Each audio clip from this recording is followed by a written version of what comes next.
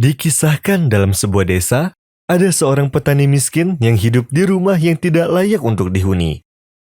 Ia bekerja setiap hari. Jika dalam sehari ia tidak bekerja karena sakit, maka tak sebutir nasi pun masuk ke dalam perutnya.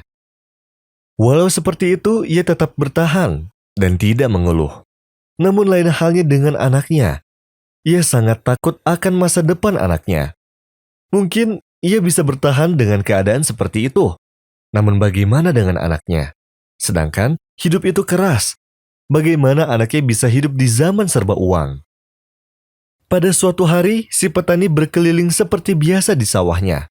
Tiba-tiba, ia mendengar suara anjing yang terus menggonggong. Ia pun menghampirinya. Ternyata ada seorang anak kecil yang tenggelam di tanah hisap, lalu berteriak hingga suaranya tidak terdengar lagi. Tanpa berpikir panjang, si petani pun langsung melompat untuk menolongnya. Dan anak kecil itu akhirnya terselamatkan. Lalu mereka pulang ke rumah masing-masing dengan perasaan senang.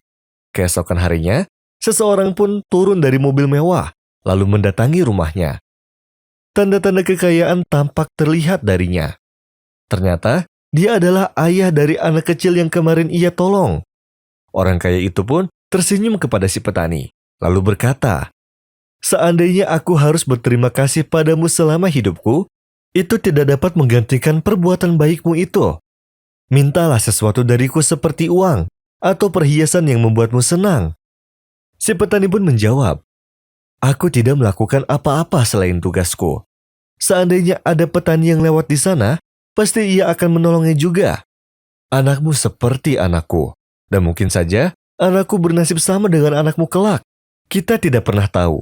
Orang kaya itu pun berkata, "Baiklah, karena kamu telah menganggap anakku seperti anakmu sendiri, maka aku pun juga seperti itu. Aku akan sekolahkan anakmu hingga ia dapat bermanfaat bagi keluarga dan negaranya." Sang petani pun seakan terbang karena kegirangan, dan anaknya pun pergi belajar ke sekolah favorit di kotanya.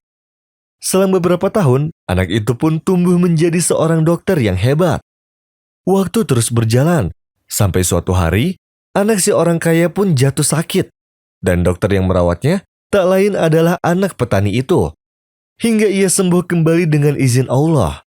Atas jasanya itu, sang ayah ingin memberinya setengah dari harta kekayaannya. Namun si anak menolak, lalu ia berkata, "Ayahku telah menasihatiku. Jika kamu berbuat baik, maka jangan pernah mengharapkan balasan dari seseorang. Cukuplah pahala dari Allah, dan yakinilah bahwa tidak ada yang sia-sia bagi Allah." ما عندكم ينفد وما عند الله باق ولنجزين الذين صبروا أجرهم بأحسن ما كانوا يعملون من عمل صالحا من ذكر أو أنثى وهو مؤمن فلنحيينه حياة طيبة ولنجزينهم أجرهم بأحسن ما كانوا يعملون